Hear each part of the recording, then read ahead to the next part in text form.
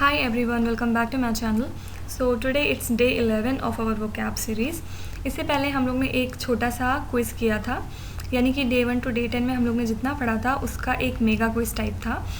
और I hope क्या वो क्विज़ आपने अटेम्प्ट किया है। अगर नहीं किया है तो first do that and then come back, okay. And do let me know कि आपने कितना स्कोर किया उस क्विज़ में। इससे ये पता चलेगा कि आप कितना रिटेन कर पा रहे हैं। डेली पढ़ने से कुछ नहीं होगा, आपको वो रिवाइज़ करने की ज़रूरत है और रिटेन करने की ज़रूरत है। और मैं जितना भी करा रही हूँ इसमें, जितनी वोकैबुलरी करा रही हूँ, उसको इतनी बार हम लोग आगे क्विज़ में देखते हैं या सेक्शनल टेस्ट हम लोग जो लास्ट में करते हैं उसमें देखते हैं कि वो आपको कहीं ना कहीं लॉन्ग टर्म में याद हो ही जाएगा। तो without any further delay let's get started.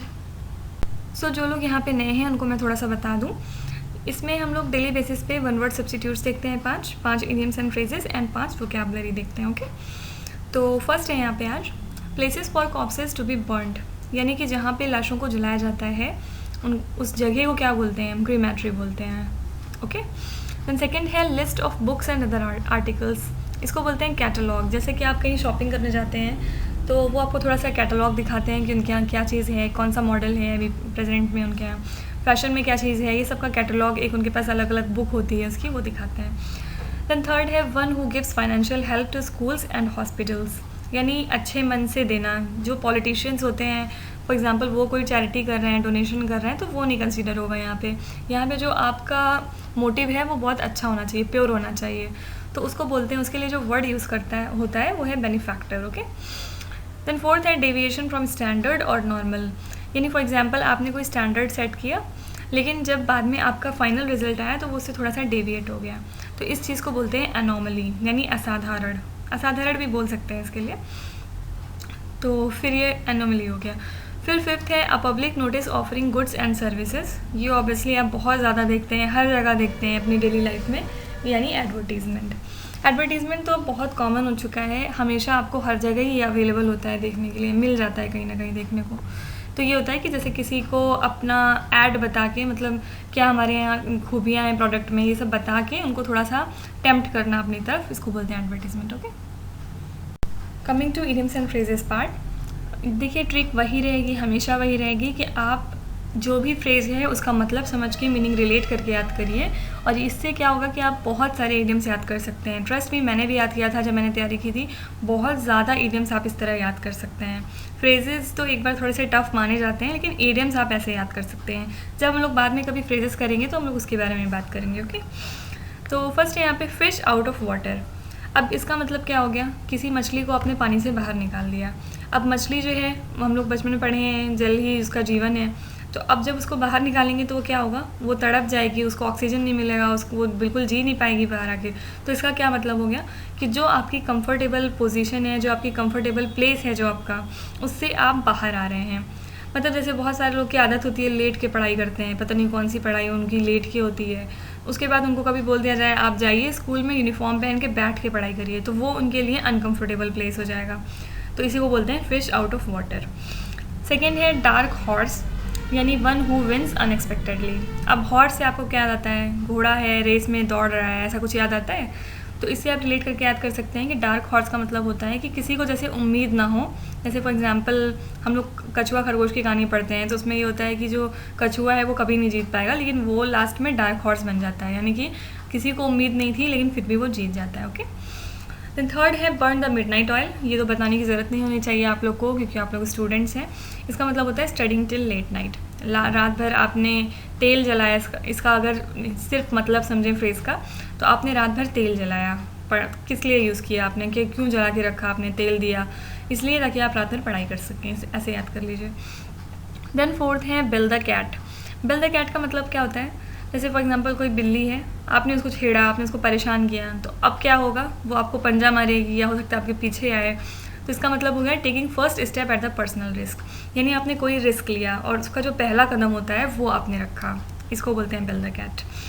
Then last है एट अ लॉस। लॉस का मतलब होता है, एट अ लॉस का मतलब ये होता है कि आप किसी कन्फ्यूजन में हैं, हिंदी में बोलते हैं तो आप किसी कश्मकश में हैं, आप कोई फ़ैसला नहीं ले पा रहे हैं। फॉर एग्जांपल आपको 2 ऑप्शन मिले, उसमें से आपको चूज़ करना है, तो ये आपके लिए मुश्किल हो रही है इसमें, अनेबल टू डिसाइड, इसको बोलते हैं at a loss, okay.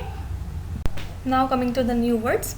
First है यहाँ पे कैटास्ट्रोफे। कैटास्ट्रोफे का मतलब होता है कोई बहुत अचानक से बहुत ही भयावह कोई event, a sudden disastrous event, यानी कि फॉर एग्जांपल अर्थक्वेक आ गया, या कोई नेचुरल कैलामिटी आ गई, या आपकी फैमिली में किसी की डेथ हो गई, मतलब ऐसा होता नहीं कि बहुत, या फिर आपका कोई एग्ज़ाम क्वालिफाई नहीं हुआ, तो मतलब कुछ बहुत ऐसा जो आपके लिए शॉकिंग हो और बहुत अचानक से हो, इंस्टेंटेनियस हो। ओके, देन सेकेंड है ब्लिस्टर। ब्लिस्टर का मतलब होता है, अगर हिंदी में समझें तो फफोला, यानी कि स्वेलिंग्स ऑन स्किन। कई बार होता नहीं, फोड़ा निकल आता है, फफोला हो जाता है, that all is called blister. Then third है अगस्त। अब देखिए 2 अगस्त होते हैं, ये कन्फ्यूजिंग वर्ड्स में भी कई बार आता है। अगस्त एक तो जो मंथ आप जानते हैं, जो जून जुलाई अगस्त आता है, और सेकंड ये होता है कि अगस्त मतलब होता है वेरी इंपॉर्टेंट, बहुत ज़्यादा ज़रूरी कोई चीज़ होती है तो उसको भी बोलते हैं अगस्त। देन फोर्थ है अडल्ट्री। अब अडल्ट्री का मतलब होता है कि फॉर एग्जांपल किसी की शादी हो गई है लेकिन उसके बाद भी उसके फिजिकल रिलेशनशिप्स हैं बाहर किसी और के साथ, या उसके अफेयर्स चल रहे हैं, तो उसको बोलते हैं अडल्ट्री। अभी हाल ही में अडल्ट्री के ऊपर एक सेक्शन भी आया था, अगर आपने थोड़ा करंट अफेयर से आप थोड़ा अवेयर हो तो, कि अडल्ट्री अब लीगल कर दी गई है। पहले ये मतलब इलीगल नहीं थी इंडिया में, इसके लिए सज़ा वगैरह थी, लेकिन अब अडल्ट्री को लीगल कर दिया गया है। और आपको ये बताना है कि किस अमेंडमेंट के थ्रू करी गई है। Do let me know in the comment section. Okay, then last है यहाँ पे एब्निगेशन। एब्निगेशन का मतलब होता है कि कोई राइट मुझे दिया गया या फिर मेरे पास कोई अधिकार था जो मैंने गिव अप कर दिया, यानी मैंने उसको त्याग दिया, तो उस चीज़ को बोलते हैं एब्निगेशन। अपना कोई मतलब कह सकते हैं कि अपना जैसे कोई हक हो उसको त्याग करना। Okay, so we are done with our today's task. और आज फिर से हम लोग देखेंगे, आपका टेस्ट लेंगे कि आपने पहले कितना पढ़ा है। तो फर्स्ट है यहाँ पे टू फॉर्मली गिव अप। ये सारे क्वेश्चंस पुराने वीडियोस से हैं। आई होप आपको ये सारे क्वेश्चंस आते हैं, और अगर नहीं आते हैं, अगर आप नए हैं यहाँ पे, तो पहले आप जाइए वो वीडियो देखिए, उसके बाद ये वाला क्विज़ अटैम्प्ट करिए। और इसके अलावा जो हम लोग ने मेगा क्विज़ की थी डे 10 के बाद, वो भी अटैम्प्ट करिएगा।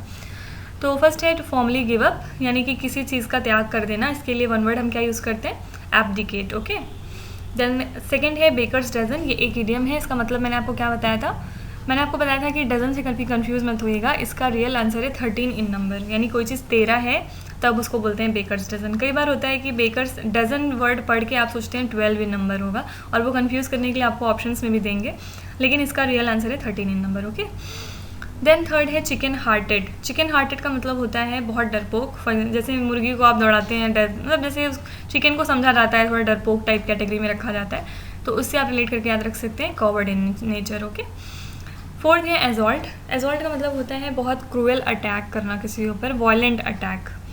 देन लास्ट है बी लाइन। बी लाइन का मतलब होता है एक सीधी रेखा, यानी कि एक जो सीधा रास्ता होता है किसी चीज़ का, डायरेक्ट या फिर क्विक रूट, उसके लिए ये वर्ड यूज़ करते हैं बी लाइन।